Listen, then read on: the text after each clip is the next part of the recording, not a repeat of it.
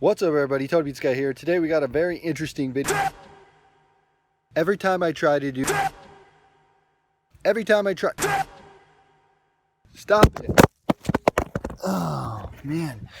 Every time I've been trying to do this video, it keeps getting interrupted by this stupid Bray Wyatt thing. We need to talk about Bray Wyatt because this guy is starting to annoy me. So Bray Wyatt is not a threat anymore. Let me just say that right off the bat. Now this is going off to talk about the New Day and the Wyatt family incidents that's going on right now in the WWE. Now, as we saw on Monday Night Raw, Kofi, Big E, and Xavier in the ring, they were cutting down the Wyatt family. Video came up, said meet me at the compound, blah, blah, blah, the Wyatt family compound. And what happened? Xavier Woods decided to walk off. And we thought, well, maybe this is the end of the New Day. That could be a case of end of the New Day. Kofi could do some stuff, Big E could do some stuff, Xavier could do some stuff, whatever. We'll see what happens. Maybe Xavier will join the Wyatt family. I don't know. But it actually turns out that they did a WWE.com article interview with Xavier Wood. It was a Michael Cole interview. And in this interview, he says, you know what? I have up, up, down, down, and it's very successful. And he kept plugging that, which is fine, cool. And Michael Cole said, you know what? Are you done with the New Day? Is it over? He says, you know what? We are like a family. We fight sometimes, but brothers stick together no matter what. He says that the Wyatt family knows something about them that they don't know, and that the New Day is not taking the Wyatt family serious. He says, if you go to the compound, we don't know how many of them there are going to be. There could be Luke Harper, who's actually injured. He actually dropped him, which was kind of cool. He said he could be there. He said there could be other people in the family that we don't know about. And he goes on to say that you are overlooking the threat of the Wyatt family. Now, that brings me to the threat of the Wyatt family. There is no threat of the Wyatt family. And this sucks, because Bray Wyatt has been one of the most interesting characters on WWE television for a long time. And he's an interesting character, but there's one fact that we need to talk about, and that is the fact that he never wins any big matches.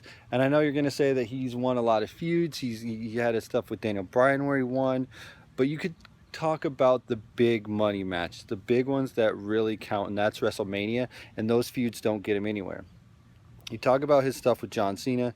He should have beat John Cena at WrestleMania. It was a great feud. It went on to talk about how John Cena was a phony, he was a fraud, he was a liar, and that was compelling television right there. That was something that I haven't seen before, and it was kind of cool. And it was like, maybe Bray Wyatt's right. Maybe John Cena is a phony. Maybe he's a fraud. Maybe he's a lie.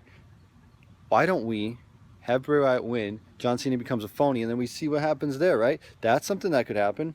But no, John Cena wins, LOL Cena wins, over, done. Bray Wyatt loses. That's it. He's done. Whatever. Fine. We get that. That feud happened. Then we go on to The Undertaker. Now, this one didn't really mean as much to me because The Undertaker had already lost at WrestleMania, so I was thinking, why even do that match? Taker already lost.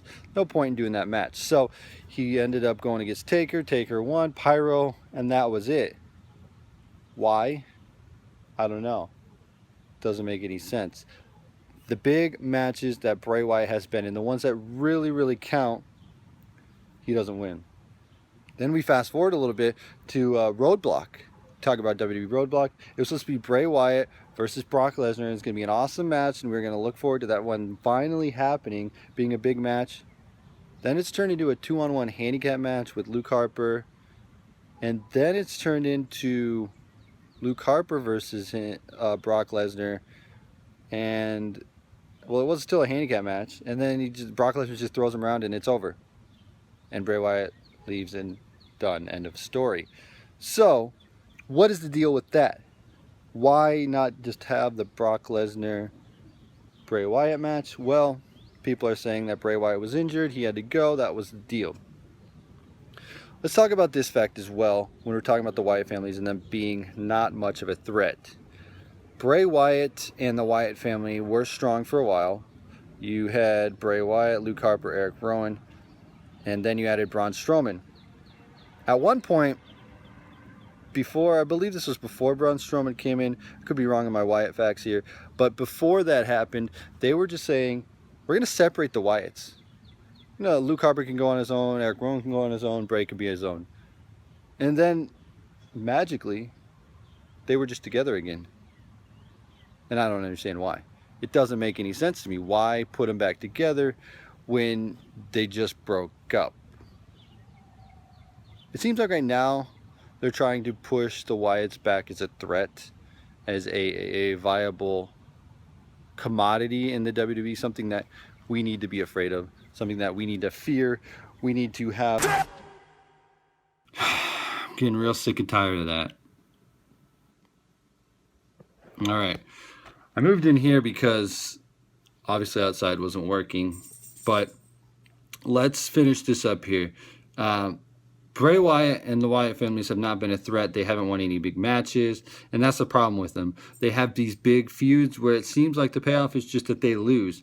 And I know that people are saying that that's kind of the thing that they can do. They're just the crazy people, and they can do that, and they're never going to get anywhere. And I thought the same thing with Dean Ambrose, where he was never going to get above a certain point in his career because of everything, constantly losing and not having any main event stake in the company. But then he won the title, and that proved me wrong.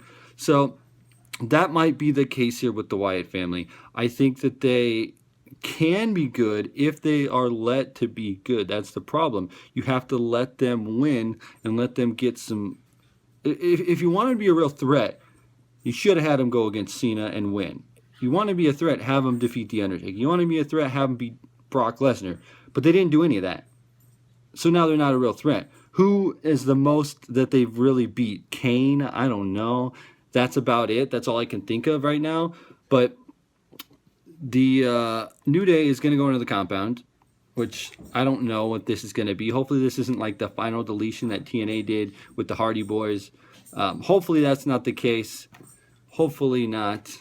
But we have the compound, and is this going to be a match? What is it going to be? It's going to be all the New Day going there, and they have some sort of secret does the Wyatt family on the New Day, and that is going to be very interesting to say the least. What sort of secret does Bray Wyatt have on Xavier Woods, Big E, and Kofi?